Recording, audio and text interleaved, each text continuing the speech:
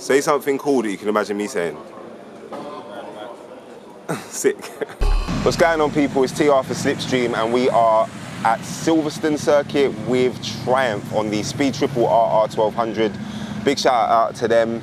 I don't actually have a personal bike right now, and I had an idea for an opportunity and they jumped here, so massive shout out to them for the support.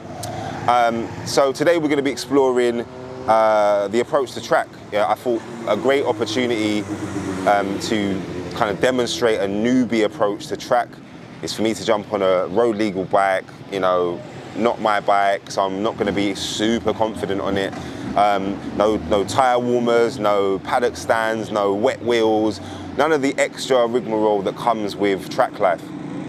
And really break down what the approach is, what it should look like, what it should feel like. We'll get some sexy track footage in there as well. But it's about really breaking down what it means to come to track in a safe, competent way. I mean, first and foremost, the ambience is like to die for. So as I said, we're gonna break down some of the do's and don'ts, some of the major keys and cheat codes, the life hacks when it comes to doing track, and show you what a good time looks like on a Speed Triple 1200 RR. Cool.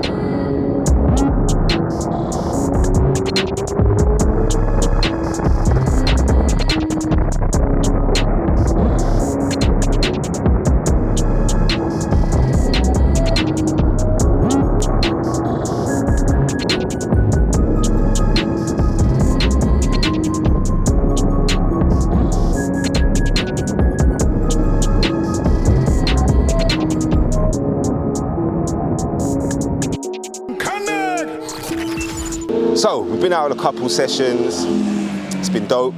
There has been quite a few red flags today. That's the only thing that's been a bit of an annoyance. When that happens, usually you've got to come in off of the track. Someone's had an off and they need some care. Need to make sure the track's all good so we can go back out there safely. It's kind of part of track days, no way of getting around that. On the last session, I actually got one of the instructors to come out with me. That's all right, it's all right, it's all part of the, you know what I'm saying? Like I said, I went out with an instructor, and it was so useful. He was showing me just the entry points, like the lines, and how to be smoother. It's crazy, it's like, just knowing where you're going apparently makes you faster. And yeah, as obvious as that sounds, just remember that is a resource for you when you come on track days. Essentially, I just followed his lines, and then when we came back in off of the session, he gave me some solid feedback, things on body positioning, things on, you know, how to relax in the corner, but he gave me some dope feedback about my ability to basically remember the lines after he'd let me go in front. It's a good thing to remember that as a resource, instructors are on set when you come to track days. MSV, No Limits, and certainly Silverstone, they've got a gaggle of instructors that you can book. It's usually first come, first serve. but a lot of people won't use them, and I have no idea why. Almost every track day I've ever done, I've done at least one session with an instructor. For here, perfect, don't really know the track. Mate, I don't know the track, show me the lines, show me what I need to know, give me a crash course. That's exactly what he did.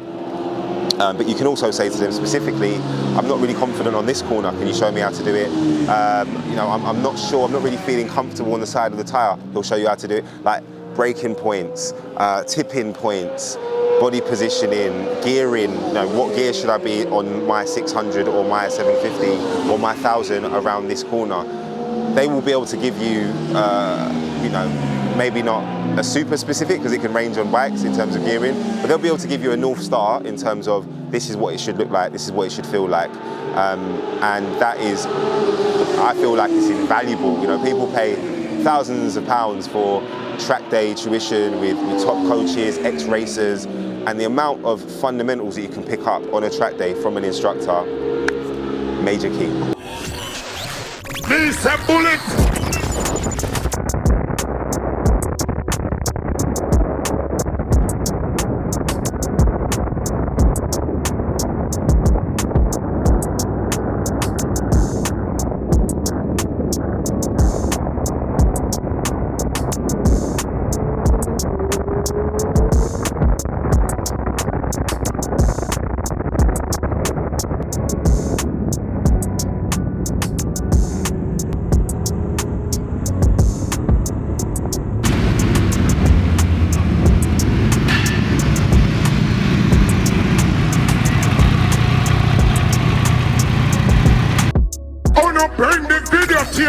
Okay, so I've just come in off the...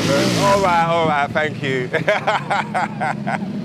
It was starting to feel a lot tastier, if that makes sense. And that will happen every time you're on a track day. You're going to find that session on session on session, you find yourself feeling more and more confident, more and more driven, more and more in the pocket. You know, you might lock in with a group of riders that are a similar pace to you, a bit of give and take. It's a nice feeling.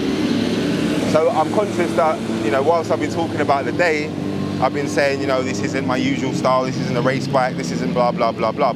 The Triumph Speed Triple RR 1200, nice and talky, low end, shorter gears than I'm used to, but I think on a new circuit and on a new bike, it didn't allow me to sit in the pocket of like riding one gear more than I should. I had to go up and down the gearbox, which was cool. Really got to ride the bike. And let's not take away from the credentials of this bike in this setting. It is thoroughbred race heritage, you know? So we've got the upgraded Brembo master cylinder on the front, got some nice sticky tires. We've got upgraded Öhlins front forks and rear shock. And it is a very planted, balanced bike. It doesn't feel sketchy, doesn't feel like it wants to throw you off. And it's actually a nice intro back to track after not being here for a little while.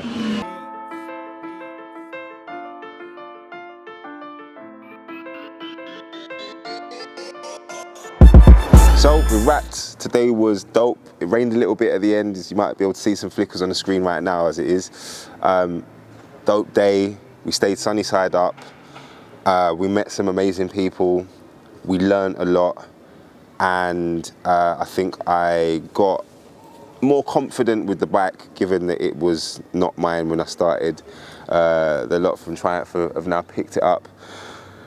And I think I've convinced the driver to now start track as well. So we're evangelizing about track anywhere we go. As I said, dope day. Big shout to Triumph for their support on this. I think if you take anything away from this video, let it be that you're going to have a dope time. You're actually going to get to feel out your bike. You're going to go past the 18 to 19% that you're able to squeeze whilst risking your life on road. You're able to push past that on track and actually feel what the capacity of the bike can do safely. And the name of the game is always going to be getting home safe after learning more about what you can do on your motorbike. So that's what today's been all about. Silverstone is a challenge. I think I learned it towards the end. I felt like I actually knew what corner was coming next by the end. So I think a major hack is going to be actually researching the track before you get there. I'm usually at Snet or more recently Donington, sometimes Brands, and you kind of get in your comfort zone. You know these tracks like the back of your hand, but you know, racers who are approaching new tracks, you know, they're studying the track like homework, and in order to make sure that they're in their comfort zone when they get there. They do a track walk. All of that pre-work is going to allow you to, you know, remove the amount of processing that you have to do in the moment, and make things a little bit more automatic. But anyway, like and subscribe to the channel. Check us out on Instagram, check us out on TikTok, and yeah, we'll see you on the next one. Peace.